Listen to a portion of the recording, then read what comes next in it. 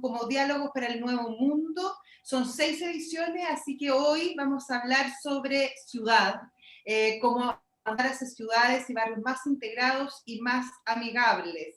Les queremos contar rápidamente de qué se trata esto. Estos son ciclos que organiza el Instituto Desafíos de la Democracia, que es una fundación bastante nueva. Comenzó este 2020 con el objetivo justamente de generar un espacio para el diálogo y sobre todo de los grandes desafíos que tiene la democracia liberal. Estos desafíos que desde la perspectiva de los fundadores de este instituto venía presentándose desde ya hace varios años, pero que obviamente se volvieron más evidentes a partir de octubre del año pasado y se han potenciado claramente en los meses recientes por las consecuencias asociadas justamente a la pandemia del COVID que estamos viviendo. El Instituto de Desafíos de la Democracia existe con el convencimiento de que las respuestas a estos desafíos no son responsabilidad de un solo sector, sino que es una corriente de pensamiento y que además responde a esfuerzos colectivos y transversales. De ahí la importancia del diálogo, de la conversación, para llegar todos juntos como sociedad a respuestas, al menos tratar de buscar respuestas a las problemáticas que existen hoy en el mundo.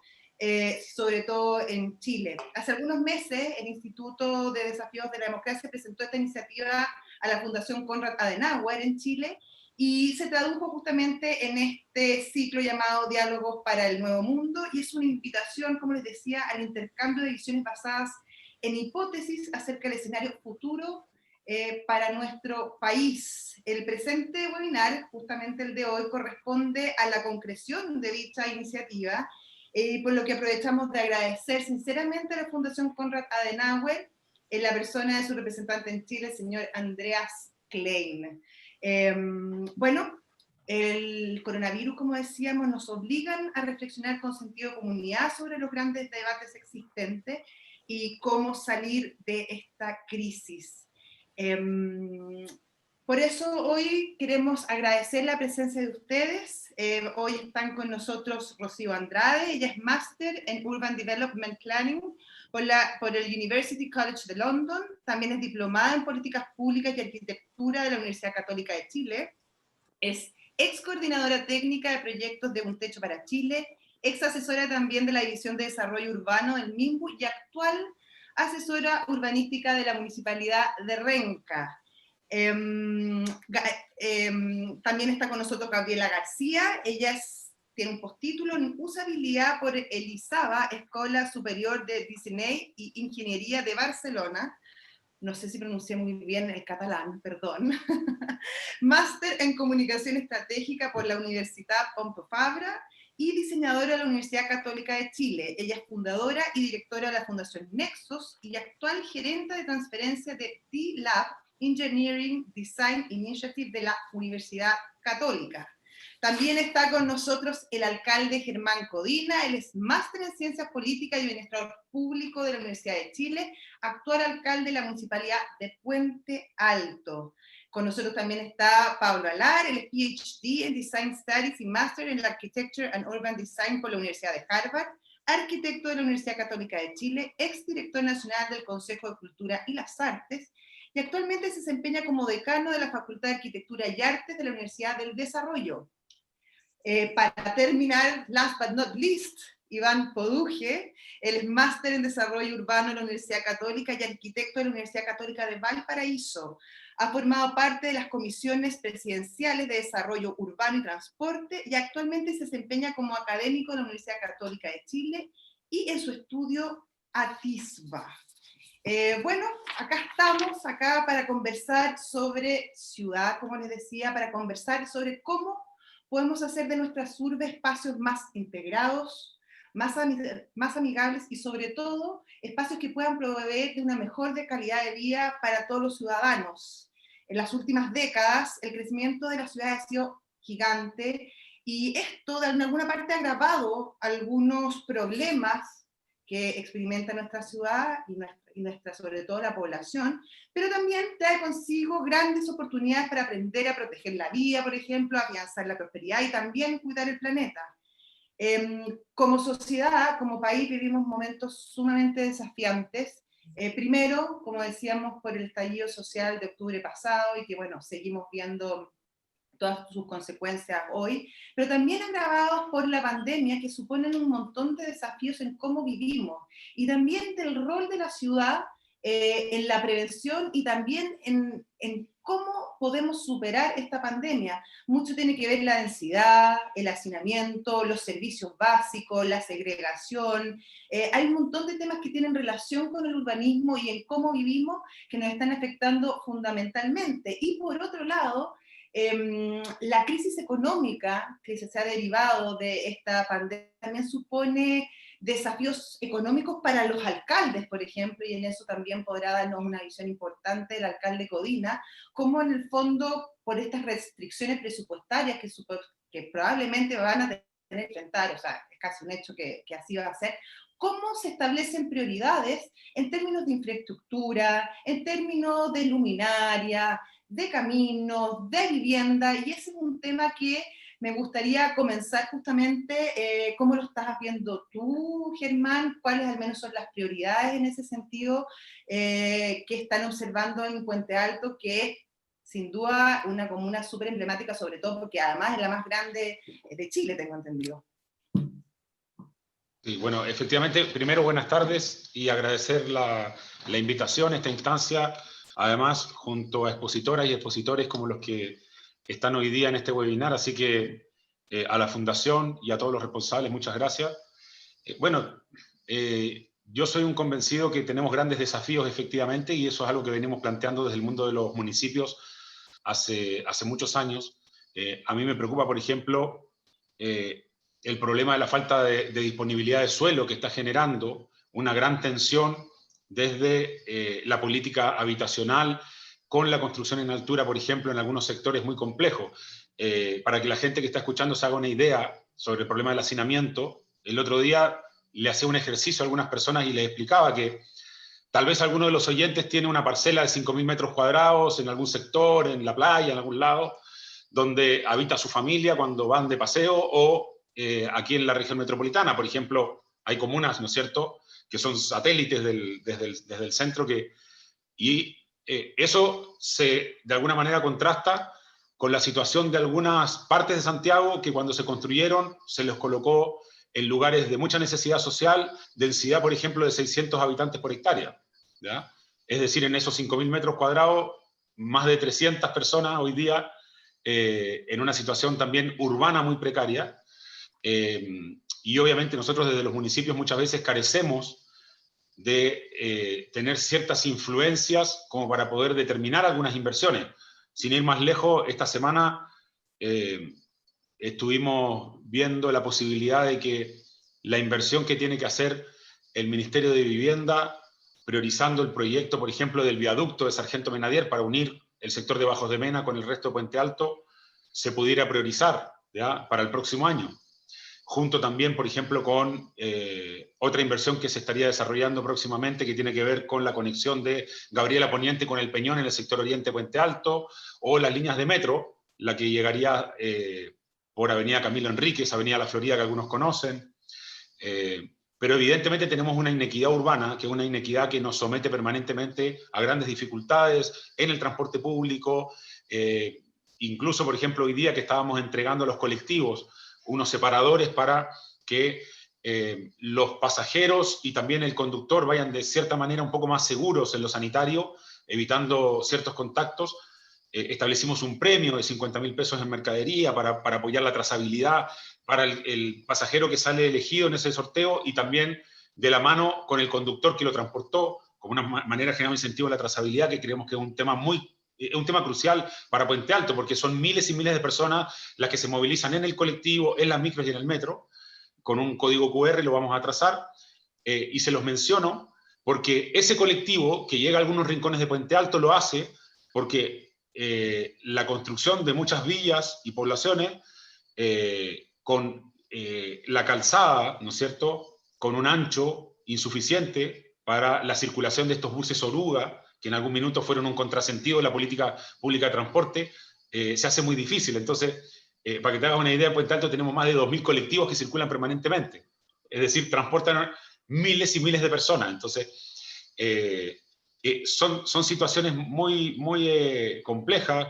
Nosotros también, por ejemplo, dentro de las políticas, por ejemplo, de incentivo a la conectividad en nuestra comuna, le planteamos al Ministerio de Obras Públicas, en particular a la gente de concesiones, la necesidad de generar más salidas con free flow en Puente Alto que permitan que no haya atacos interminables a ciertas horas que son realmente un sufrimiento para vecinos de Puente Alto que, además de trasladarse grandes distancias, después tienen que esperar horas, y de verdad, a veces son horas, porque además de tener un problema de tacos, en el trayecto, después se encuentran con un taco adicional en el peaje para salir y poder llegar a su vivienda.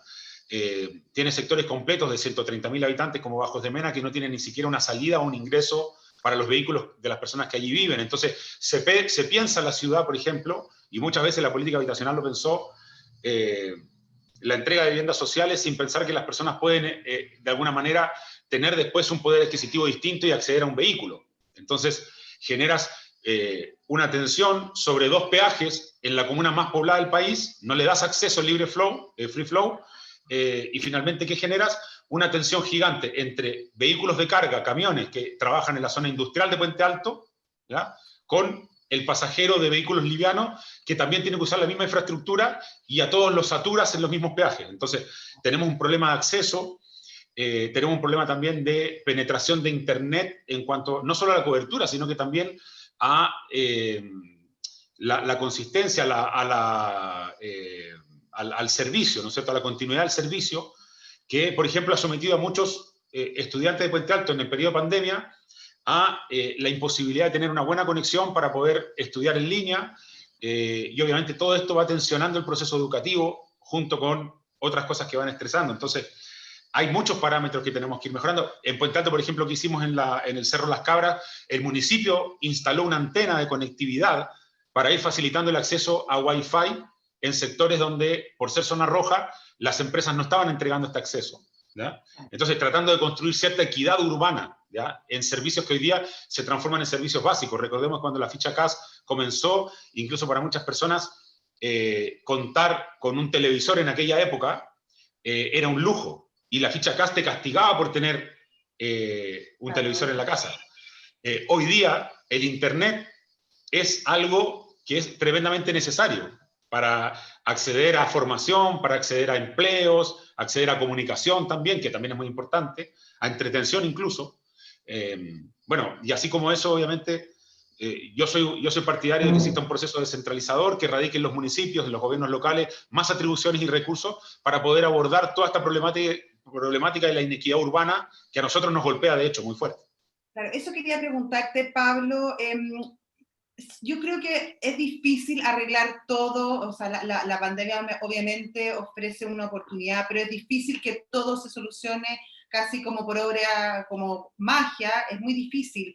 Entonces, claro, se agradecen estas iniciativas de cada municipio, por ejemplo, las que contaba el alcalde Codina, pero ¿cómo se puede hacer para que estas iniciativas no sean solamente hechos aislados y que sea un proceso mucho más integrador de la ciudad como tal, pensando en el Gran Santiago, pero también en otras ciudades como Valparaíso, Concepción, o cada ciudad más allá de su tamaño? Claro que claramente Santiago supone desafíos especiales por el porte y por la cantidad de población, pero ¿es posible aprovechar esta coyuntura para ir generando un proceso más integrador de la ciudad? Yo creo que de todas maneras, yo creo que el estallido social, en cierta medida, lo que hizo fue manifestar que no podíamos seguir esperando la tan efímera o inefable modernización del Estado. ¿Por qué? Porque, a ver, las ciudades son fiel reflejo de una sociedad. Y claramente una ciudad segregada, una ciudad fracturada, una ciudad y una sociedad donde las desconfianzas abundan, tiene que ver con que si bien las ciudades son fuente de oportunidades, esas oportunidades no están igualmente accesibles para todos. Y las políticas públicas y la manera de gobernar las ciudades y gobernar el territorio en Chile, que ha sido tremendamente exitoso desde el punto de vista cuantitativo en los últimos 30 años, no ha considerado las variables cualitativas. Y eso tiene que ver con que esas políticas se hicieron en un contexto de escasez, un país mucho más pobre, donde había que focalizar los pocos recursos en aquellos programas y políticas que eran estrictamente urgentes. Entonces se priorizó la vivienda, como bien decía Germán, y se masificó el acceso a la vivienda, pero esa vivienda se construyó en la periferia sin acceso a bienes y servicios públicos como áreas verdes, buen transporte, equipamiento, etc. Y todavía seguimos trabajando con esa mentalidad de criterios de escasez cuando hoy en día ya estamos en un estándar distinto donde hay una clase media que ha emergido de manera explosiva, pero que es muy vulnerable, que en cualquier momento basta que se enferme la jefa de hogar o el jefe de hogar para que vuelvan a caer en la pobreza, que tienen temor a perder lo que han logrado y que no hemos sido capaces, ni desde las políticas públicas, ni desde las estructuras de gobernanza, de adaptarnos a esa nueva realidad de la sociedad chilena, tanto en Santiago como en regiones. Entonces, yo creo que, y ha quedado en evidencia, por ejemplo, que luego del estallido social y luego del inicio de la crisis del coronavirus, lejos las unidades territoriales que mejor han respondido y mejor evaluadas han sido a nivel de gobernanza son los municipios. Y aquí me saco el sombrero por don Germán, también por Claudia Pizarro de La Pintana, también por Castro de Renca, por Alessandri de Santiago, que han logrado contener, dirigir, exigir y generar innovación. O sea, a mí me impresiona que Germán esté pensando en darle un bono de 50.000 pesos a los que hagan la trazabilidad voluntaria, porque con la cantidad de complejidad que tiene una comuna como Puente Alto, realmente que además se den espacio para innovar es algo que yo desearía también en las instancias sectoriales de toma de decisiones más centrales, y ahí me refiero a los ministerios, y por otro lado, también que haya una capacidad de gobernar la ciudad a una escala intermedia que claramente es algo que probablemente va a entrar en discusión en el proceso constituyente. Por lo tanto, para resumir, yo creo que estos dolores de crecimiento ya no dan para más, vamos a tener que hacer una modernización importante del Estado para que esté al nivel de las demandas, de la sofisticación y también de las necesidades urgentes de nuestra población. Luego Iván puede decirte ideas concretas para acelerar ese proceso porque es algo que le ha venido trabajando antes. Perfecto. Antes de eso quería preguntarle a la Rocío justamente la realidad de los gobiernos locales, cómo se pueden ir ejecutando justamente estas políticas públicas para mejorar el desarrollo urbano. ¿Cuál ha sido la experiencia, al menos ustedes, por ejemplo, en Renca particularmente, de donde se puedan ir haciendo estas pequeñas innovaciones que tienen un tremendo resultado, como las que explicaba también el alcalde de Codina? Sí, efectivamente, el alcalde explicaba un problema que tenemos todos los municipios, que es que Chile es un país muy centralizado todavía, entonces los gobiernos subnacionales no tienen ni tantos recursos ni tantas facultades para hacerse cargo de ciertos problemas urbanos que desde los gobiernos locales somos las primeras personas en ver, ¿no? Estamos con la relación más directa con la ciudadanía, entonces nos llegan esos problemas y muchas veces no podemos hacernos cargo, por ejemplo, en Santiago, en las comunas de Santiago, de la ciudad de Santiago, los municipios no tienen ninguna injerencia en los recorridos de los buses de Red o de Transantiago, por ejemplo. Entonces, si uno cree que la frecuencia está mal o que el recorrido podría ser distinto, puede hacer una gestión de ir a hablar con el Ministerio de Transportes, pero no depende, ¿no es cierto? Y tampoco, no depende ni de nosotros, ni tampoco de un alcalde mayor o un gobernador, alguien que pudiera, ¿no es cierto?, tener una visión de ciudad más completa. Y eso es un problema. Entonces, en Renca nos hemos focalizado en dos cosas. La primera es que trabajar muy directamente con las comunidades y con los barrios. La pandemia es básicamente un desastre y siempre en los desastres quienes primero pueden acudir a ayuda son las comunidades que están ahí, digamos, cerca nuestro, y por lo tanto el trabajo que hemos hecho desde Renca ha sido apoyar a esas comunidades que ya se estaban organizando, por ejemplo, con ollas comunes, que es algo que no se le ocurrió al municipio, surgió espontáneamente, ¿no es cierto?, de distintas comunidades, y nosotros hemos hecho un trabajo de facilitar eso y también de potenciar, ¿no es cierto?, a la comunidad organizada, a las juntas de vecinos, a los dirigentes, etcétera. Eso por una parte, porque cualquier solución, ¿no es cierto?, como mencionaba también Pablo, tiene que estar centrada en las personas. Y también hemos intentado concentrarnos en los espacios que sí administramos como municipio y que sí tenemos de repente recursos o programas que podemos, digamos, intervenir, y en ese sentido el espacio público, las áreas verdes y las calles se han vuelto muy relevantes. En el caso de los espacios públicos, más bien áreas verdes, hemos estado trabajando y veníamos trabajando de antes en recuperarlas para tener espacios, ¿no es cierto?, para que las personas se puedan encontrar, porque vamos a seguir necesitando espacios para encontrarnos, al aire libre, y también para descargar y para hacer actividad física. Entonces ese ha sido un foco, y también de adaptar ciertos lugares que tal vez son más temporales, pero que cumplen ese rol. Y por otro lado, hemos tratado también de fomentar la movilidad sostenible. El alcalde mencionaba algunos problemas que tiene Puente Alto, ¿no es cierto?, con la conectividad. En Renca también tenemos algunos problemas. Nuestro principal problema es que Renca es una comuna que está rodeada de autopistas urbanas y eso hace muy difícil entrar y salir de ella a pie o en bicicleta. Y en Renca tenemos un altísimo porcentaje de viajes a pie y en bicicleta. De hecho, en bicicleta se hacen el doble de viajes que en el resto de la región metropolitana, que el promedio de la región metropolitana. Entonces hemos estado interviniendo con las herramientas que tenemos, por ejemplo, para ensanchar veredas, para que sea más fácil, digamos, caminar, hacer ciclosendas de emergencia, con la restricción de que lo hemos logrado hacer porque estamos en emergencia, pero las normas que hay hoy día y que dependen del nivel central, y de hecho lo mencionaba el alcalde, no nos dejan ser tan flexibles con cómo repartimos el espacio vial, ¿no? Cómo repartimos la calle, ahora la emergencia ha significado una oportunidad de poder hacerlo, pero en tiempos normales nos habríamos demorado 2 años en hacer lo que hemos hecho ahora en pocos meses, porque tenemos reglas muy estrictas que no necesariamente se hacen cargo de la realidad regional de la ciudad o de la comuna.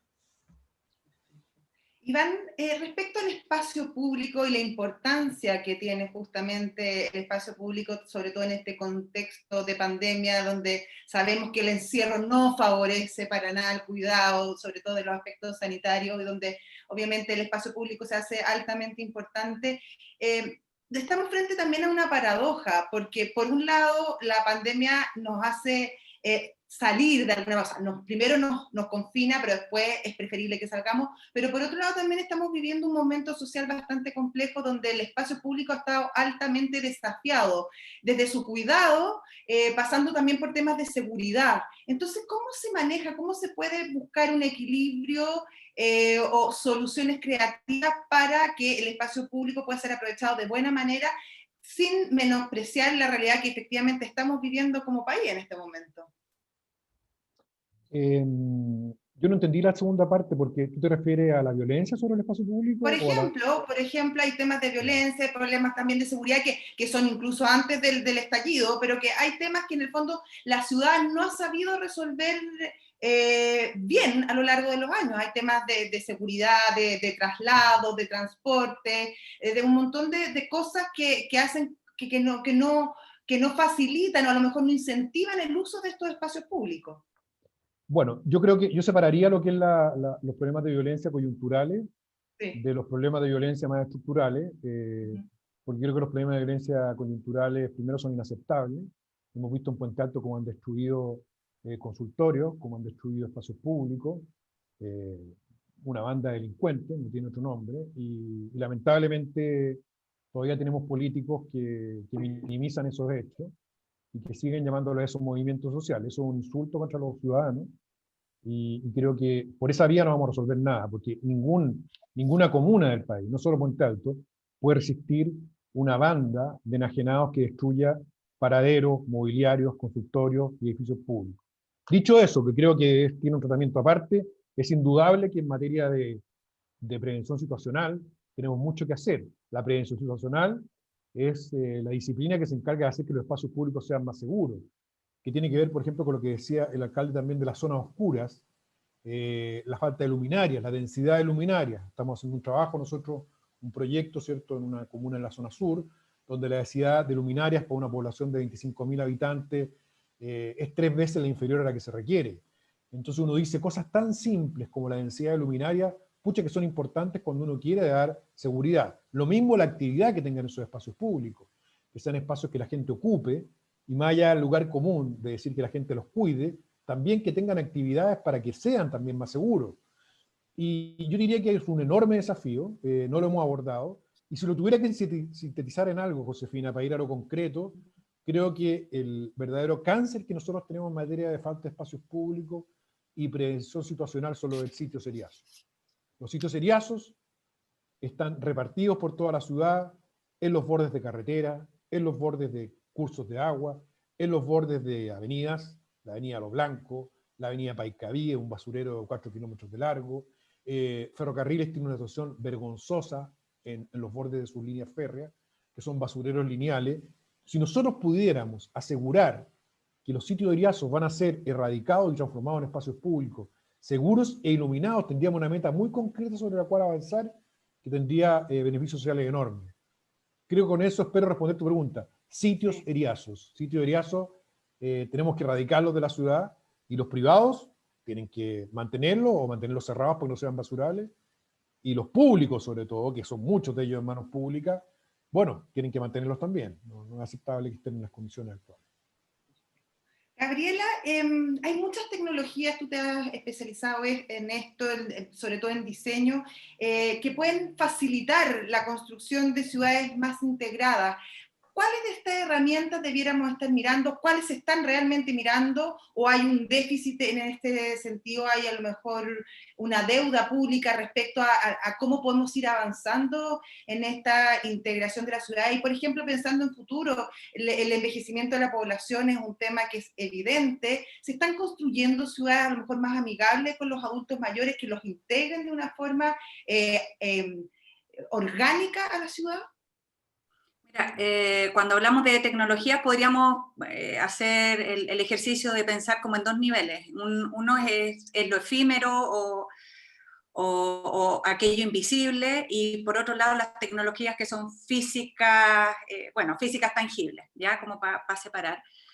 Por un lado, yendo a lo que no se ve, estamos, yo diría, en un estadio, no sé, con la ley de transformación digital, con el programa, bueno, hay un programa que es del 2018 al 2022 para generar la primera capa, diría yo, que para empezar a construir una ciudadanía digital o una ciudadanía tecnológica, en que estamos dando acceso, todavía estamos en una etapa de cobertura o en una etapa higiénica de construcción, de poner los cimientos para construir una sociedad un poquito más digital que le saque provecho a lo tecnológico. Y ahí, por ejemplo, no sé, hay ciertas brechas, ya que estamos en este panel, mientras el 60% de la población urbana accede a Internet, solo el 16% lo hace en zonas rurales, por ejemplo. Entonces ahí tenemos un programa que está en fase de licitación, del 5G, que pretende, entiendo yo, dar una cobertura, un acceso en un peldaño superior al que estamos ahora. El 5G todavía no podría ser aprovechable por la mayoría de la población, porque nuestros aparatos no nos van a dar para sacarle el jugo que nos propone el 5G como tecnología propiamente tal.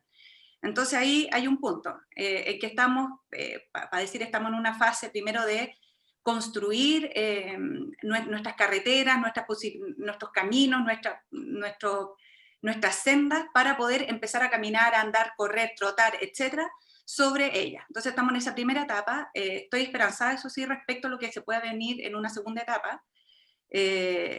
Siempre y cuando, yo creo que, y colgándome de lo que dijo el Pablo, de esta sofisticación en la discusión ciudadana, en los acuerdos ciudadanos, podamos bajarla y simplificarla. Yo creo que la sofisticación tiene que ir de la mano con una simplificación, y aquí voy a un tema que creo que sí nos convoca, que es respecto a la distribución del poder, y cómo el Estado, por ejemplo, los servicios públicos han tratado al ciudadano hasta ahora con ciertas barreras de acceso, sin duda, que es lo que estamos justamente disminuyendo, pero además con ciertas barreras culturales idiosincráticas. Para una persona normal, pedestre, entender las tramitaciones, no sé, qué es un folio, qué es una foja, qué es... estoy diciéndole nombres típicamente como medio peyorativo, pero medio leguleyo, que se le traspasa a la ciudadanía y que se pretende que la ciudadanía pueda relacionarse con este espacio, con este Estado en sus distintas versiones, el municipio, servicio de impuesto interno, judicial, conservador, etcétera. Son distintos lenguajes que, aun cuando tú tengas todo un background digital, tengas el mejor o el último aparato, tú tienes que consumir un tiempo para comprender qué te están pidiendo, para empezar a generar una transacción de ciudadano, Estado, ciudad, etc. Entonces yo creo que ahí viene un segundo nivel. Estamos diciendo que en un primer nivel tenemos el acceso, un segundo nivel donde esa sofisticación tiene que ir de la mano de la simplificación, a distribuir ese poder.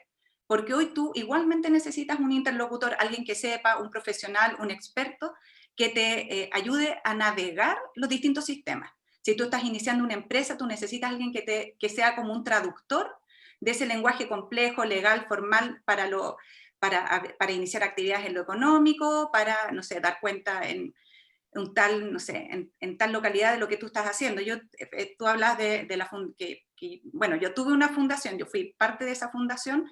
Para crear una fundación en Chile tú tienes que ser, o sea, pocas personas logran constituir una persona jurídica sin fines de lucro, porque tú tienes que interlocutar con el Ministerio, no sé, de Justicia, con impuestos internos, y al final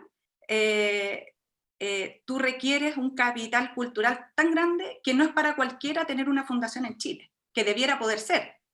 Entonces termina siendo una fundación, una corporación, solo una herramienta, un instrumento para un grupo súper de élite, por ejemplo. ¿Ya? Entonces, y para terminar esta idea inicial de cuando hablamos de tecnologías o de espacios digitales y en lo intangible, entonces creo que hay un primer nivel que estamos súper bien, que estamos construyendo el camino, un segundo nivel que es el que yo digo que me esperanza, que ojalá podamos, ley de transformación digital mediante, simplificar y traducir a peatón toda la jerga y la interoperación, de modo que cualquier ciudadano pueda operar sin intermediarios. Y luego podría irme a un segundo capítulo que es físico tangible, pero puedo dar el pase para que continuemos esta conversación. Quería, no sé, alcalde Codina, ¿está ahí o no?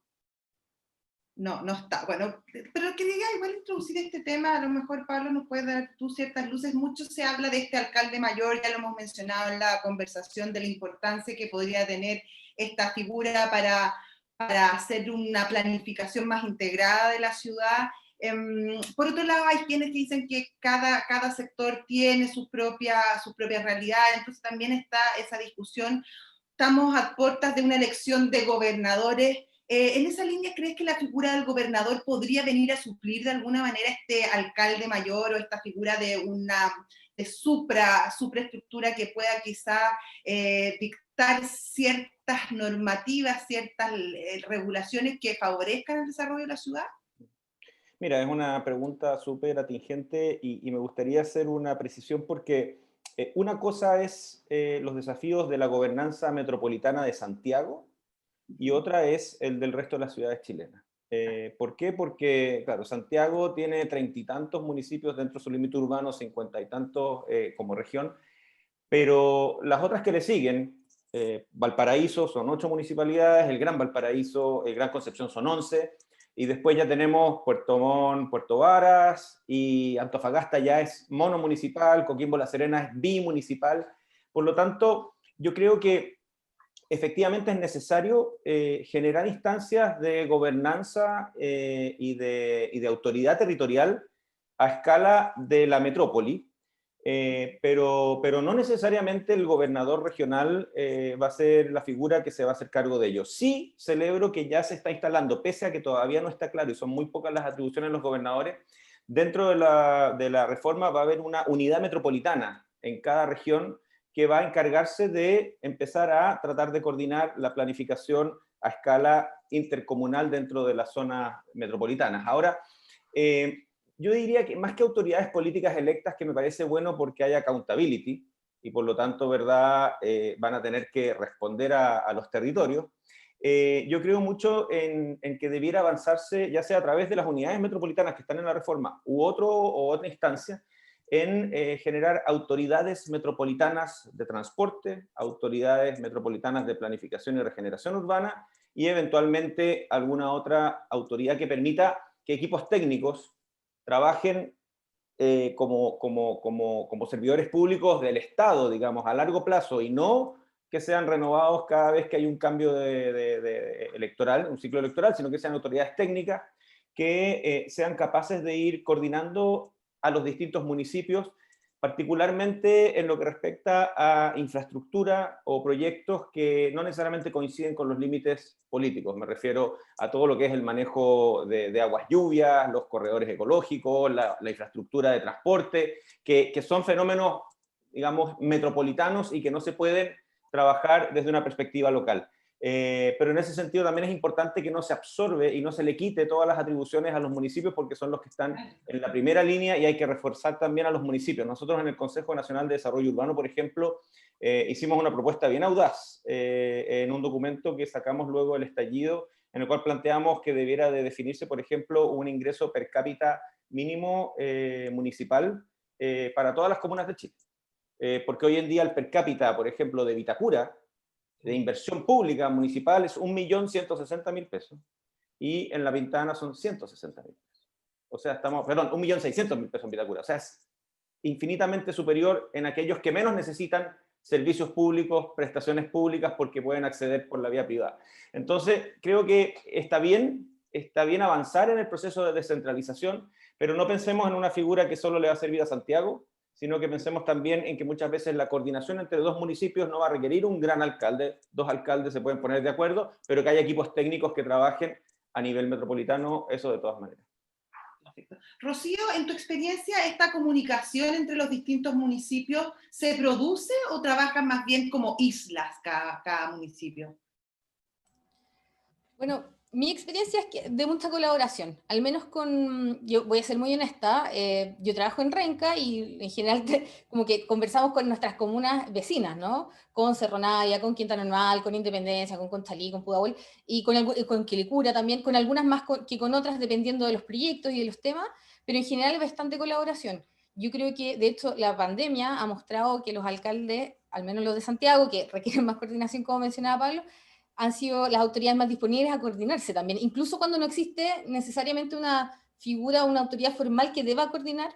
Creo que en general la experiencia es de bastante colaboración. Ahora, depende, no está escrito en ninguna parte que debamos coordinarnos, entonces depende de las voluntades a veces de las autoridades, y yo creo que lo más importante es como de repente definir, y nos pasa a nosotros en los municipios, los municipios tienen muchas facultades y muchos temas en los que se tienen que meter a nivel local, a nivel de la comuna.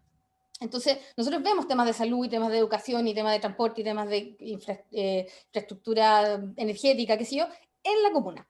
Y muchas veces cuando tenemos que coordinar con una autoridad mayor, que a veces es la que determina dónde se va a construir esa infraestructura, cómo se va a ejecutar un programa, esas autoridades trabajan solo ese tema en particular. Entonces, para nosotros es muy difícil porque desde el municipio tenemos que salir a coordinar de repente autoridades del nivel regional o central que no necesariamente concentran todos esos conocimientos. Entonces, voy a dar un ejemplo divertido, pero nosotros en Renca estamos actualizando el plan regulador comunal. Una de las cosas que hay que hacer para aprobar este plan es ingresar un informe al Ministerio del Medio Ambiente, que tiene que explicar cómo se ha hecho la evaluación ambiental de todo este cambio. Y nosotros, como parte de ese proceso, tenemos que enviarle la propuesta a muchos ministerios, a muchas secretarías regionales de distintos ministerios, incluyendo el Ministerio de Obras Públicas. Y el Ministerio de Obras Públicas nos hizo una observación que es que debiera el plan regulador de Renca hacerse cargo del poco acceso que tienen las personas de Renca al río Mapocho, porque por ahí pasa la Costanera Norte, que es una autopista concesionada por el MOP, para, digamos, a devolverle a los renquinos y a las renquinas su acceso al río. Nosotros decíamos, a mí, ¿qué me gustaría más que tener facultades y poder de inversión y coordinarme con las comunas del frente, digamos, para poder devolverle a los renquinos y a las renquinas el acceso al río? Pero no tengo ninguna injerencia sobre cómo es el trazado de esa autopista, dónde tiene sus entradas y salidas, cómo se construye un puente. Si yo pongo un puente en mi plan regulador, me lo van a sacar porque me paso a la comuna al frente. Entonces, ese tipo como de coordinaciones, yo creo que sí nos hace falta, pero no es una descoordinación entre municipios, sino más bien que muchas veces las autoridades que ven estos temas ven exclusivamente el tema del transporte, exclusivamente el tema del transporte de pasajeros, por ejemplo, o exclusivamente el tema de la concesión. Entonces muchas veces falta como el puente o la autoridad a nivel central que también coordine los efectos de estas inversiones y de este programa y de estas decisiones sobre la ciudad completa. Iván, ¿y esta conversación en el gobierno se da? Porque, claro, este ejemplo que pone Rocío es bien decidor, de alguna manera, esta poca conversación y poca información respecto a las distintas variables que manejan un mismo proyecto. Y te quería preguntar si tú ves, esto se da en lo micro, pero me imagino que a lo mejor también pasa en lo macro, visto desde una perspectiva más gubernamental. ¿Existe coordinación a nivel de gobierno de cómo se van manejando estas distintas variables para construir una ciudad que a todas luces es un factor de integración sumamente importante para la ciudadanía? ¿Qué crees tú, Josefina? O caso, por lo visto. Que no, pues yo te voy a decir el tiro que no. Entonces me sumo al reclamo de la Rocío y de Pablo y de la Gabriela. Entonces, el riesgo de eso, son dos riesgos. Primero, que ponemos fichitas en los cambios institucionales. Entonces pensamos que con cambios institucionales se arreglan los problemas. Pero tenemos al gobernador de la ciudad de Buenos Aires, Kicillof, que tiene control sobre la policía, que tiene control sobre el transporte, y un desastre la provincia de Buenos Aires. Y tenemos por otro lado al alcalde de Blasio en Nueva York, que funciona. Y tenemos en Santiago problemas mucho mejor resueltos que ciudades que tienen alcaldes mayores. Entonces, estas elucubraciones institucionales tienen el primer riesgo, es que tú pones demasiada expectativa en cosas que son burocráticas esencialmente, y que finalmente dependen de las personas para funcionar. Y el segundo riesgo, que es el que más me preocupa, es que no nos concentramos en las soluciones urgentes, porque acá no hemos hablado, porque parece que estuviéramos en un seminario, no sé, hace 10 años o hace 5, y no hubiera habido una crisis social de magnitud, una pandemia de magnitud, que tiene a las personas hacinadas, que ha disparado los contagios. Entonces, es bien raro eso, y creo que eso da cuenta, y lo hablamos cuando hicimos la primera versión, de la desconexión que existe entre los problemas que aquejan a los ciudadanos y las cosas que se discuten en este tipo de seminarios. No estoy diciendo esto es una autoculpa, es una autocrítica a todos nosotros. Entonces no hagamos más ensueños institucionales, van a venir, vamos a tener un gobernador ahora electo, que no va a tener muchas atribuciones, porque los senadores no se las quisieron dar, y los alcaldes tampoco, los mismos alcaldes que después lloran porque no tienen recursos, pero que tampoco son la perfección, lo han hecho bien en la pandemia. Entonces todo tiene matices, ¿te fijas? Lo aclaramos con... Estamos tapando y van profundizando en eso. Sí. Aquí entonces, ¿dónde hay que poner el acento finalmente? En hacer las cosas. ¿Cuál es la conversación que se tiene que dar y que de alguna manera estamos evadiendo? En las cosas que hay que hacer. En las ¿Y cosas que hay cuáles que hacer. O sea, ¿cuáles que elegiste? yo te voy a decir, a ver, te expliqué lo de los sitios de días. Tenemos que construir 40.000 viviendas. Tenemos que construir 40.000 viviendas. Y tenemos que radicar alrededor de 150, depende de cómo lo fijes tú, pero ponle 100 campamentos. Ahora, tenemos que pavimentar calles que no están pavimentadas en los cerros de Valparaíso, en los cerros de Coquimbo. Entonces, cuando tú empiezas a centrar toda la discusión en estas cosas institucionales, es súper seductor intelectualmente, pero no avanzamos nada, no avanzamos nada. Si hay algo que valoró la gente de los alcaldes, es que los alcaldes se pusieran las pilas y resolvieran temas, no todo, porque tenemos al alcalde Sharp en Valparaíso, que ya va a ser formalizado, o 8 de 10 concejales lo están acusando de malversación de fondos, porque también hay que mostrar el lado B de cierto alcalde, o al alcalde Aguilera, con vínculos de narcotráfico, de la Contraloría acaba de sacar un reporte que dice que tiene 52 personas con antecedentes policiales trabajando en su municipio. Entonces, yo te diría, Josefina, para ir al detalle, viviendas, tenemos que reducir el hacinamiento, sitio de Iriazos, te lo comenté, no hubo mucha reflexión de aquello, tenemos las 7 canchas en Renca, tenemos el cerro de Renca, y claro, la autopista está hecha, no la vamos a demoler, pero al frente se está construyendo un parque de 100.000 millones de pesos que podemos conectar con algunas pasarelas. Entonces yo creo que esas son las discusiones que tenemos que tener, un poquito más acotadas a lo que la gente está sufriendo, y no tanto, por favor, creo, Josefina, a estas discusiones constitucionales o institucionales que me parecen importantes, no estoy diciendo que no lo sean, pero yo trataría no el foco. Exacto, de contrapesarlas un poco, porque de lo contrario lo que vamos a tener es que la gente que lo está pasando mal no va a tener soluciones para sus problemas de vivienda ni movilidad. Lo que planteó el alcalde Codine, con esto termino, son cosas súper específicas y concretas. Bueno, ¿cómo las resolvemos? ¿Cómo le damos acceso a la gente bajo de Mena que tiene auto? Dejemos fuera todos los troles que van a salir, ciclistas y busistas que consideran insólito que la gente bajo de Mena tenga auto. Tú sabes eso, Josefina, ¿no? Que si tú dices que va a hacer calle, va a salir una camada de académicos diciéndote que cómo es posible que se incentive el uso del auto haciendo calle en Bajos de Mena. Porque ellos viven en Vitacura, o en Providencia, o en Ñuñoa, que está todo pavimentado, tienen 2 autos a la puerta y pues se van en bici a la pega. Eso. Pablo, ¿querías agregar algo? Sí, que yo creo que Iván ha puesto la clave en lo urgente y lo necesario.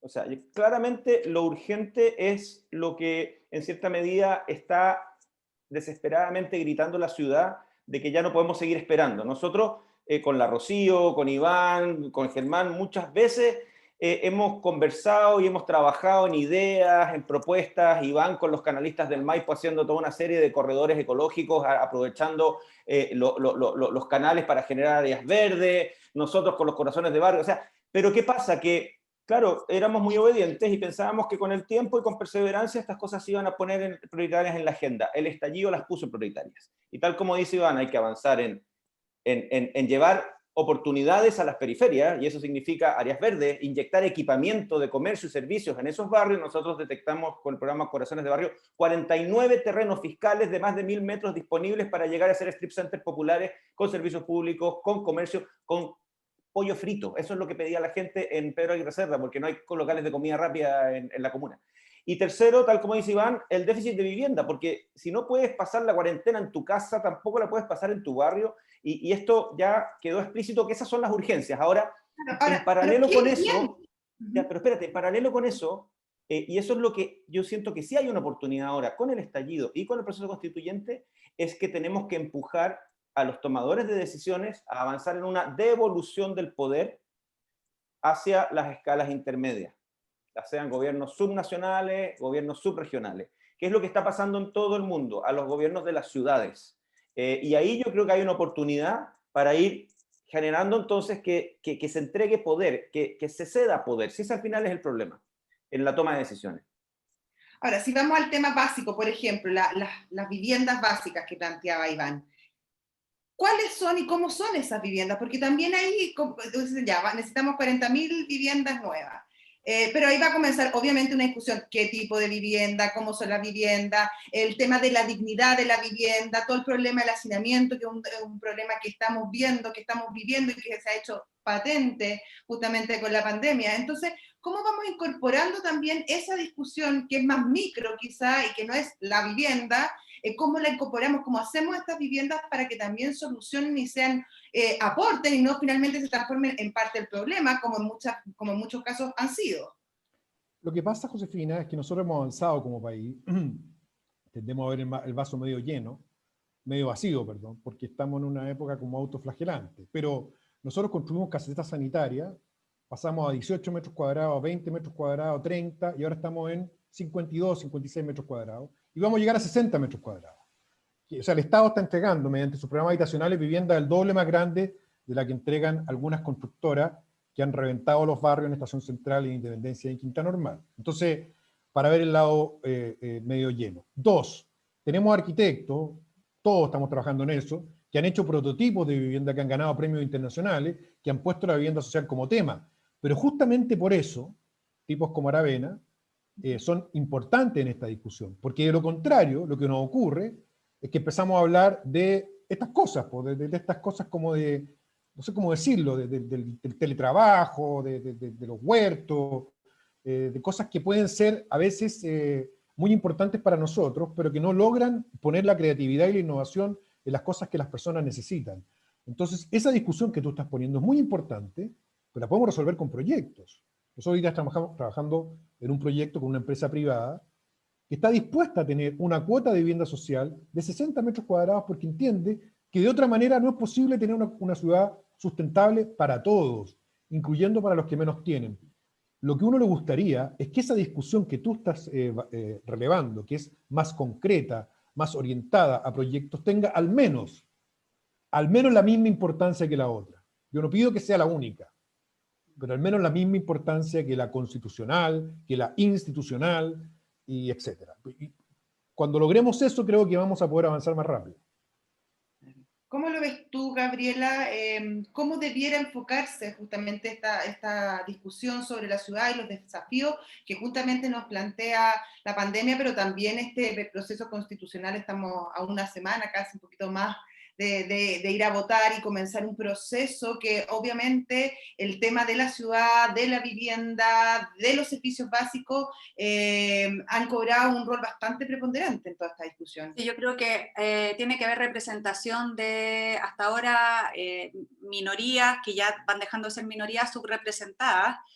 Y en ese sentido, insisto con esto de democratizar o distribuir el poder a través, por ejemplo, de ya lo he ido insinuando, pero a través de una transformación digital inclusiva, cuando la palabra inclusiva me gustaría cambiarla más por una transformación digital diversa, que dé acogida, por ejemplo, a que los movimientos migratorios y la gente que hoy hace un año desfila ya no en la calle, sino virtual, y que casi es peor porque se dejó de ver la urgencia de la formalización o la legalización de las personas que están solicitando.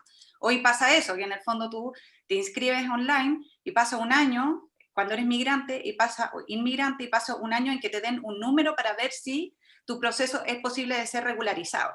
Entonces ha pasado, hablando de los fenómenos de la ciudad, que la pandemia aceleró ciertos procesos y tramitaciones digitales para bien, pero por otro lado tenemos el riesgo de invisibilizar ciertas cosas que antes las teníamos a la mano y que como todos pasábamos, o bueno, un grupo de personas pasábamos por ciertos lugares donde veíamos estas filas, al menos nos hacíamos el cuestionamiento. Entonces, para retomar, creo que en esta discusión de ese futuro que queremos a través de un espacio constitucional, en el fondo constituyente, el proceso, creo que tenemos que cuestionarnos qué espacio y qué cabida van a tener en esta nueva sociedad los migrantes, los adultos mayores,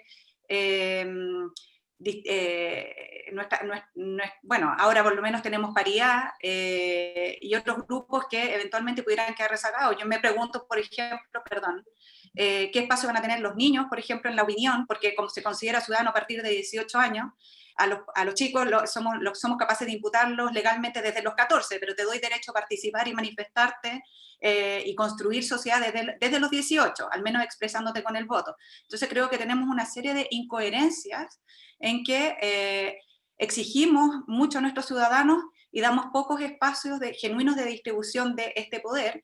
Entonces, a mí me importa o me convoca o quiero creer que al menos este proceso constituyente pudiera darle voces y oídos a estas personas o estos grupos que están sin voz. La gente que está privada de libertad, por ejemplo, que se entiende que tiene los derechos ciudadanos suspendidos. ¿Por qué no incluirlo? Por ejemplo. Ahora, claro, hay un tema respecto a las expectativas que puede generar este proceso constituyente y una nueva constitución respecto a qué cosas se pueden resolver efectivamente con una constitución, y pensando en la ciudad hay un montón de temas que no se resuelven con la constitución, que van por soluciones administrativas, que van también por incluso leyes que no requieren estos quórum gigantes. Sí, claro, entonces, claro. En ese sentido, el tema de la expectativa de cómo construimos una ciudad más inclusiva, más amigable, quizá va por carriles distintos, ¿o no?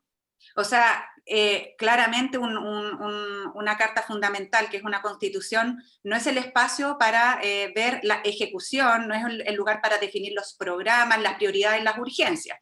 Entonces, y de hecho, solo lo he sacado lo traigo a la mesa porque tú lo preguntas, o sea, claramente eso se aleja un poquito de la urgencia, pero tiene algo interesante, que por primera vez en la historia de este país estamos haciendo un proceso legítimo. Nunca había sido, ninguna de las 3 constituciones que tenemos es legítima. Entonces a mí, el tan solo ejercicio de cuestionarnos, y de cuestionarnos quiénes tienen derecho a conversar y discutir de qué se va a tratar este país de ahora en adelante, ya me parece un ejercicio súper valioso. Entonces, en el tema que nos convoca, que es cómo evitamos o disminuimos las brechas, los rezagos entre las ciudades, me parece al menos que quiero decir que me parece relevante traer o que este proceso acoja todas esas voces que hasta ahora han estado rezagadas. ¿Iván?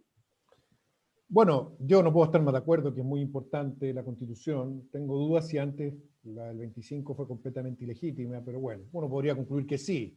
Pero claramente la de 80 sí fue ilegítima, fue hecha en un marco, más que ilegítima, en un marco muy, muy triste de la historia del país, aunque el presidente Lago hizo reformas muy importantes. Yo no puedo estar más de acuerdo con eso. Mi única solicitud es que tengamos 2 agendas, ¿ya? Y que tengamos una agenda constitucional, que pueda haber todos estos temas y otros, y muchos, digamos, y podamos tener una agenda de obras, de acciones, de más corto plazo, porque lo que tú señalas, Josefina, la expectativa no es menor. Fíjate que la gente, y eso me tocó verlo a mí a raíz de este libro que comentaba cuando lo estaba haciendo, y iba y le preguntaba a la gente, bueno, porque lloraba porque le habían destruido su metro. Sin embargo decía, bueno, pero al menos después de esto vendrá algo mejor. O sea, si han destruido el metro, es porque la gente tiene tanta rabia, digamos, vendrá algo mejor. Y llegó la pandemia, ¿te fijas? Y no pudo ver a sus adultos mayores, y muchos se murieron en la casa. Entonces ahora le dicen que ahora sí que viene algo mejor.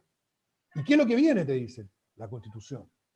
Ah, entonces, bueno, eso es lo que piensa la gente, y uno lo puede consultar. Por eso creo que es importante que la agenda constitucional, que es muy relevante para el futuro de Chile, y nuestros sueños, y nuestra legitimidad, y ojalá podamos incorporar a todas las personas, digamos, en esa discusión. Tengo duda, Gabriela, si vamos a poder, porque tú sabes que los políticos tienen ahí algunas barreras de entrada, pero ojalá se cumpla lo que tú señalas. Pero en paralelo, lo único que señalo es que en paralelo podemos tener una agenda más de corto plazo, que pueda implementar aquellas brechas, Josefina, que comentamos antes. Creo que si no la tenemos, mucha gente se va a sentir engañada, y yo creo que con razón. Yo creo que son agendas que son complementarias y no excluyentes, pero que sí están vinculadas. O sea, tenemos por un lado una agenda que levantó el gobierno luego del estallido, que era, ¿verdad?, esta agenda social para focalizar recursos, y luego con el coronavirus ahora tenemos este plan para la inversión para poder recuperar la economía, generar empleo, todos los empleos que se han perdido con el coronavirus, etc. Y ahí claramente la focalización tiene que estar en esos aspectos más tangibles, inmediatos y urgentes que dice Iván.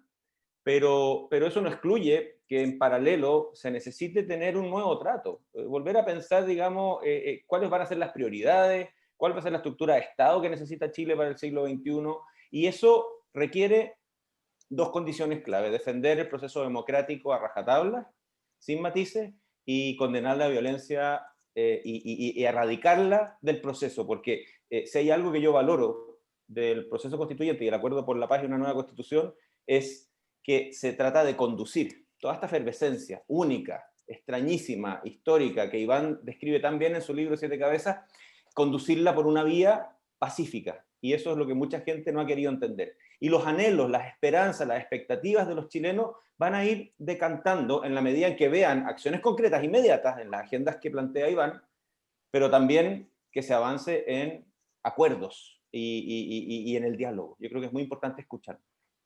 Josefina, pero... Recordarle también a los que no están escuchando que pueden mandar sus preguntas por el chat, vamos a estar bien atentos.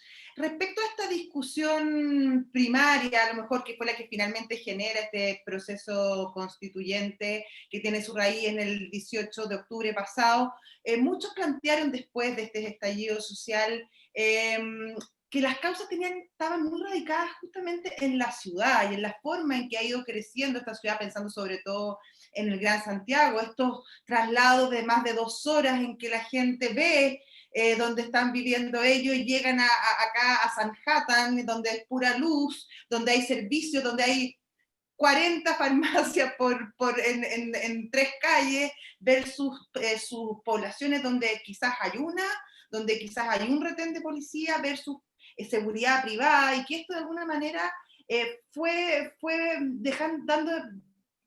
sembrando de alguna manera esta malestar ciudadano, el tema de los servicios básicos, el tema del transporte, el tema de, bueno, todo lo que veníamos conversando. ¿Creen que está en la raíz de este estallido, de este malestar? Esto no son 30 pesos, son 30 años. ¿Es justamente radicado en cómo fuimos construyendo ciudad en el país? Y ahí pongo, por ejemplo, el caso también de los campamentos, que en los últimos años, si bien habíamos logrado hasta cierto punto disminuirlo, en los últimos 10 años había un resurgimiento de estos campamentos bastante notable, y que claro, que fue muy lento y a lo mejor medio invisible, pero que ahora y a la luz de la pandemia lo hemos visto, y hemos visto que era mucho más de lo que creíamos. Josefina, yo tengo una hipótesis, y es que en este énfasis de focalizar los pocos recursos de las políticas de los 80 y los 90, nos quedamos pegados en eso, nos fuimos complementando los programas de manera más integral con inversión pública en aquellos vacíos que se generaban, y el problema específico del acceso a la vivienda es que se desfocalizó la política habitacional. Y nos olvidamos de las familias que no tenían acceso a una vivienda y empezaron a aumentar los campamentos. Pero probablemente la Rocío tal vez tiene una visión complementaria, o Iván también. Yo tengo un matiz respecto a los campamentos, al menos. Creo que los campamentos se duplicaron en 3 años. Nosotros los tenemos medido. En Santiago casi un 106%, en Gran Valparaíso un 50% en 3 años. La pregunta, Josefina, es por qué este no ha sido tema. Entonces, yo vuelvo al tema, a riesgo de ser majadero, y te quería preguntar a ti, Josefina, tú que eres una mujer también informada, si tú has visto que estas dos agendas tengan el mismo peso en el debate público. Si has visto, por ejemplo, que haya una agenda muy concreta para resolver el problema del hacinamiento, desde la política, desde los líderes de opinión, para resolver los campamentos, de la política, de los líderes de opinión, para resolver el problema de las balas locas, para resolver el problema de los eriazos, de estos contrastes que tú ves tan fuertes cuando uno llega y se mueve de una comuna a otra, porque yo, que leo el diario y estoy bastante informado, yo no la he visto. Yo he visto muy descompensada la agenda, porque los políticos que generalmente, y los líderes de opinión que la llevan, viven en esa ciudad que está todo resuelto. Ese es el problema central. Ese es el problema central. Entonces, a la medida que tú vives en esa ciudad, que no sales de esos límites, empiezas a crear como una cierta realidad paralela. Primero, no es cierto los 30 pesos y los 30 años. Eso no es cierto que en 30 años no se ha hecho nada y que no son 30 pesos, son 30 años. Eso no es cierto nomás. Por supuesto que hay temas pendientes. Es un eslogan que se utilizó. Es un eslogan que, como todo eslogan, tiene el riesgo de simplificar realidades mucho más complejas. Curiosamente, ese eslogan lo han masificado quienes no han hecho nada, me refiero, por ejemplo, al Frente Amplio o a la nueva generación política, que es muy crítica a los 30 años, pero de que ellos están en política, yo no, salvo la gratuidad universitaria, no sé qué otra cosa han hecho. Bueno, y ahora las malversaciones de recursos públicos en Providencia y Valparaíso. Entonces, cuando uno escucha tanto pontificador, sobre todo de un solo lado, y además tanto idealizador, el tema de la violencia, ¿cierto? Los héroes de la Plaza Baqueano, barras bravas, que amenazan a adultos mayores, que saquean comercio. Creo que tenemos un problema. Creo que la agenda no está equilibrada, Josefina, y el hecho que no esté equilibrada también explica en parte el estallido, porque estamos mirándolo el ombligo hace mucho rato. Y va a pasar lo mismo con la Constitución si no tenemos en paralelo una agenda que se haga cargo de los problemas que las personas le están apretando el zapato ahora, en 5 años y en 10 años, no solo en 20. Rocío, ¿cómo lo ves tú más desde in situ, en el fondo trabajando en una comuna efectivamente que vive, que sufre esta problemática, donde muchos de sus vecinos tienen que justamente realizar estos viajes, que muchos de sus vecinos no cuentan con todos los servicios básicos que les gustaría tener y que, bueno, que toda persona merece tener, que el metro es complicado, que está cruzado por una carretera? ¿Cómo observas tú esta realidad y dónde crees tú que se debieran poner justamente los acentos hoy en día, sobre todo pensando desde el punto de vista de la ciudad y de cómo hacer esta ciudad más amigable, más integrada y con mayores posibilidades finalmente para los ciudadanos? Mire, yo estoy súper de acuerdo con esta idea y lo comentábamos en la conversación anterior, que tenemos que caminar y mascar chicle. No, a una persona que vive hacinada con 8 personas más en un departamento de 35 metros cuadrados, sin un parque cerca, sin una plaza cerca, sin una escuela con capacidad o con un buen CIMSE cerca, sin un supermercado cerca, uno no le puede decir, compañera, esto lo arreglamos con la Constitución. Sería una locura, ¿no? Alguien que está preocupado de que le pavimenten la calle, ¿no es cierto? Una necesidad muy básica. Y creo que el Estado tiene un rol importantísimo en suplir esa necesidad básica, y creo que el Estado ha fallado durante esta pandemia en entregar y cubrir todas las necesidades por muchas razones, pero ha fallado. O sea, las ollas comunes, que en Renca hay más de 100, son un reflejo de un Estado que no llegó. Y creo que eso es súper importante, y yo no me atrevería a explicar el estallido aún, no lo entiendo lo suficiente para poder decirte fue por esto y esto y esto, pero sí creo que claramente la desigualdad urbana es un tema, y como mencionaba Pablo y Gabriela, creo que sí. Yo entiendo que Iván lo que quiere es equilibrar agendas, que me parece muy bien, pero que la Constitución también es un tema. Para ir a un ejemplo claro, estábamos hablando recién de la vivienda, ¿no es cierto? Tú preguntabas como, ¿qué es lo que hay que hacer? ¿Qué hacemos con la vivienda? Y en muchos países se ha tendido a una cosa más combinada, en que no solo se entrega, como en Chile, vivienda en propiedad, sino que también en arriendo. El Estado dispone de un stock de vivienda y lo va asignando. Y eso es muy bueno porque te permite, algo que en Chile no estamos haciendo, tener distintos tipos de vivienda para distintos tipos de familias. Si yo soy una adulta mayor que vivo con mi pareja o enviudé, no necesito el mismo departamento que una familia joven con 3 niños, por ejemplo.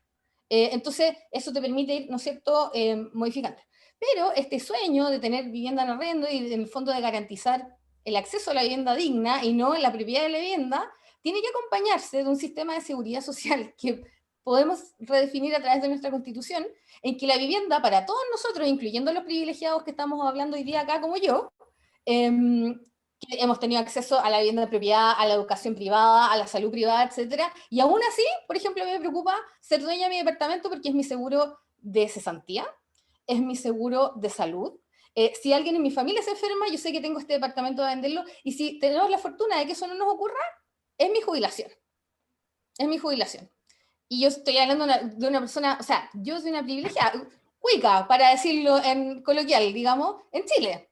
Entonces, ¿qué queda para una persona que toda la vida ha luchado por la vivienda, ¿no es cierto?, que vive en un campamento o que vive allegada, que es un problema mucho más invisibilizado que los campamentos, porque los campamentos se ve, ¿no? Se ve esa pobreza, se ve esa indignación, e indigna, po. Pero de repente el allegamiento es mucho más escondido, y en el fondo hay muchos problemas que hay que solucionar ahora ya, y para eso se necesita un ejecutivo potente, poniendo las lucas donde corresponde, sin pensar, digamos, que esto es por un ratito. Yo creo que este es el momento, y lo digo con responsabilidad, sabiendo que esto me afecta a mis impuestos futuros y que ojalá me los cobren.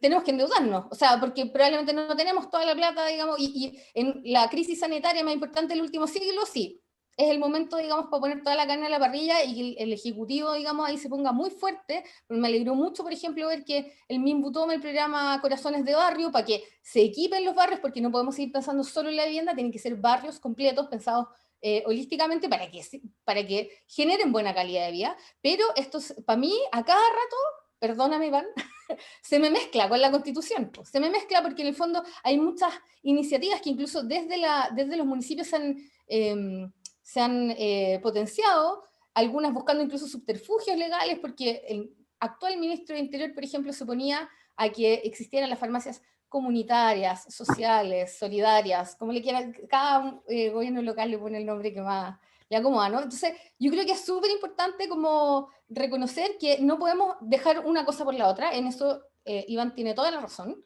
pero también creo que la Constitución finalmente es la cuestión que nos ayuda a que podamos soñar también estas cuestiones, y que haya soluciones que, no sé, de la devolución de poder que mencionaba Gabriela, también depende de que los futuros gobernadores, los alcaldes, la autoridad que sea, tenga autoridad real, pues tenga facultades reales, tenga presupuestos reales, y yo creo que ahí la discusión constitucional se cuela, ¿no? Pero no podemos equipararla, y en eso concedo el punto, no puede ser como entonces la pavimentación de este hoyo que tenemos aquí, que es un cráter que está de aniversario el próximo mes, por ejemplo, en una comuna. No, pues no se arregla con la Constitución, evidentemente, pero creo que las dos cosas tienen que estar presentes, y tenemos que, para cerrar, caminar y mascar chicle. No nos queda otra. Son las 4:15, tenemos que ir cerrando, pero los quería invitar a cada uno a reflexionar sobre esta pregunta, poner el foco donde creen que ustedes que hay que poner el foco justamente para responder esta pregunta. ¿Cómo avanzamos a ciudades y barrios más integrados y amigables? Partiendo por ti, Gabriela. Para mí gobernar es educar, y de hecho algo que no he mencionado, pero a mí lo que me interesa, me convoca fuertemente, es la educación y el empoderamiento de los territorios rurales. Tengo la suerte de participar junto con la Fundación para la Innovación Agraria de un programa nacional para escolares, un programa de metodología de innovación temprana, antes de que ocurra el emprendimiento, innovación antes del PIB, por decirlo así. Y me parece eso que es clave, en el fondo, formar a las personas con sentido, con procesos formativos enfocados en sí mismos, para que podamos alimentar y tener buenas discusiones, y luego buenos análisis, buenas discusiones, y luego posterior nuevas tomas de decisiones. Eso. Gracias. Iván. Ahí. Gracias, Josefina. No, como mensaje final, quizás señalar lo que he dicho, con más foco. Necesitamos un plan de inversión muy potente para los próximos 3 o 4 años, que esté focalizado en reducir el hacinamiento, que se estima solamente en Santiago 700.000 familias, en reducir los sitios de eriazo y poder construir áreas verdes donde faltan, en poder forestar aproximadamente 1.000 sitios de eriazos que están transformados en microbasurales. También tenemos que aumentar la densidad de luminaria y, tomando lo que decía Gabriela y el alcalde, poder iluminar los barrios que hoy día no tienen cobertura de internet para que ojalá todas las plazas puedan tenerla, porque es una brecha digital que hoy día impide que nuestros jóvenes puedan acceder a esos beneficios. Creo que tenemos que mejorar el Transantiago, incorporar los taxis colectivos para que la gente pueda llegar más cómodo a su casa, hacer más vías para que el automóvil particular, que ya se instaló como una realidad, pueda, digamos, y yo creo que con la crisis del transporte público va a ser aún mayor, pueda tener mejores vías de conexión a ciertas comunas que no tienen acceso. En resumen, necesitamos un plan de inversión muy, muy importante, no sé si con deuda, Rocío, puede ser, yo creo que recursos hay, ojalá no tengamos que endeudar el país mucho, porque eso ¿Y qué finalmente por vía privada podría ser, Iván, o tú esta inversión la estás viendo más desde el Estado? Yo creo que una inversión sectorial bien focalizada solamente, y probablemente en algunos casos con inversiones privadas, pero no creo que pase por ello. Creo que con los recursos que tenemos, si los ponemos bien y los enfocamos bien hacia esas necesidades, vamos a andar bien. Esa es mi conclusión, y ojalá lo podamos hacer pronto para que la gente que lo está pasando mal lo pueda pasar mejor. ¿Pablo? Sí, yo complementando lo que se ha dicho, yo creo que cómo poder tener ciudades más integradas, más equitativas, yo creo que el espacio público y los bienes públicos son el principal atajo hacia la equidad. Tú puedes vivir una vida miserable dentro de tu casa con un padre alcohólico en Lo Barnechea o en La Pintana, pero si sales a la calle y esa calle y ese espacio público es de buen estándar, es de un estándar de providencia, por así decirlo, inmediatamente todos somos ciudadanos de la misma clase. Además que en el espacio público, en la esfera de lo público, es donde tú generas lazos de confianza, te friccionas y te encuentras con los otros, fricciones que son además positivas. Tú ves a los niños como sin conocerse en un parque bien equipado con buenos columpios y juegos, los niños empiezan a tomar ellos mismos decisiones para organizarse, para jugar, todo fluye. Y en ese sentido creo que lo que tenemos que hacer, tal como dice Iván, es un plan ambicioso y agresivo, y podemos financiarlo y lo podemos hacer en base a asociación público-privada para, uno, acercar la gente a las oportunidades, y eso es insistir en inversión en metro y en transporte masivo de calidad, no solo en Santiago, sino que también en regiones.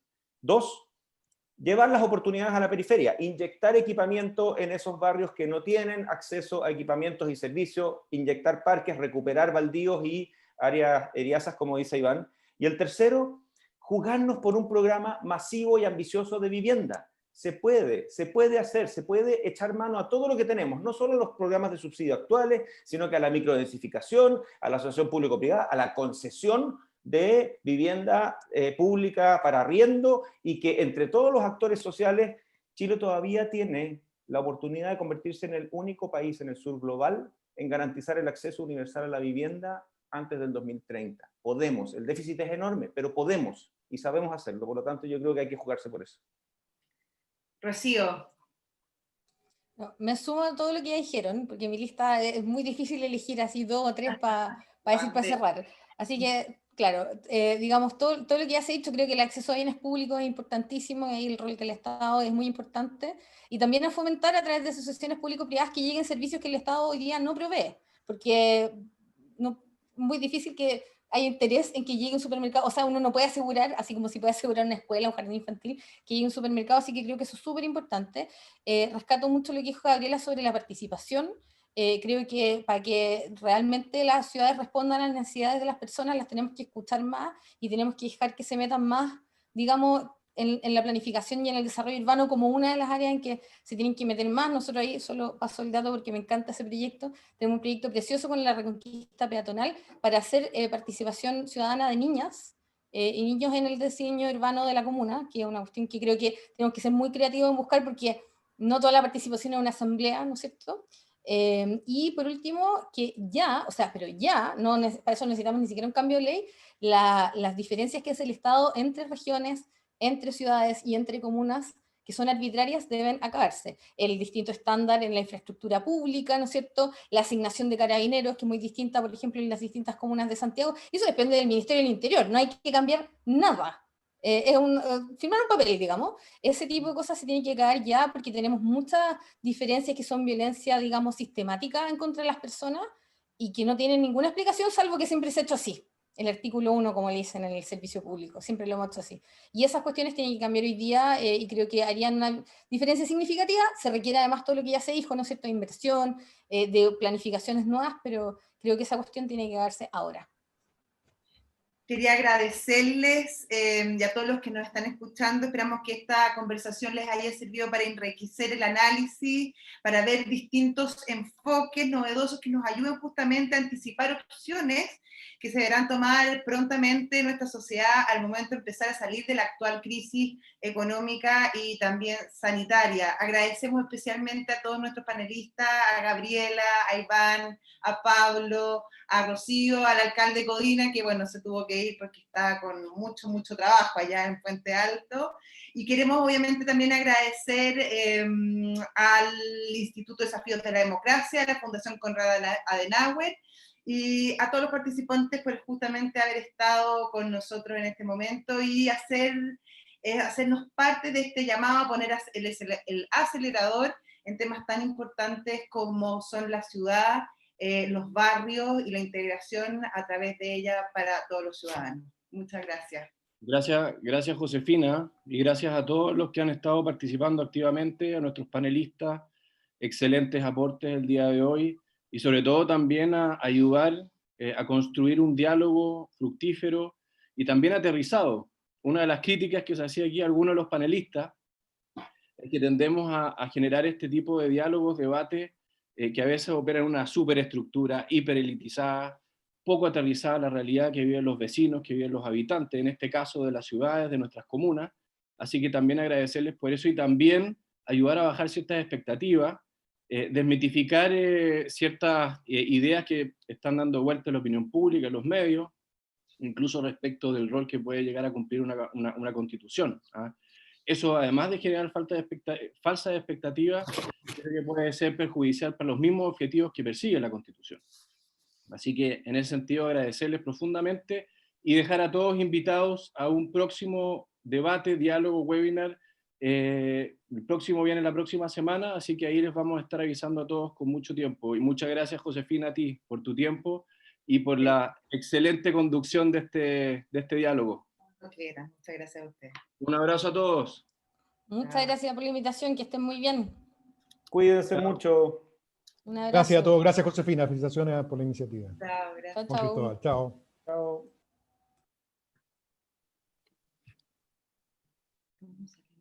Ya.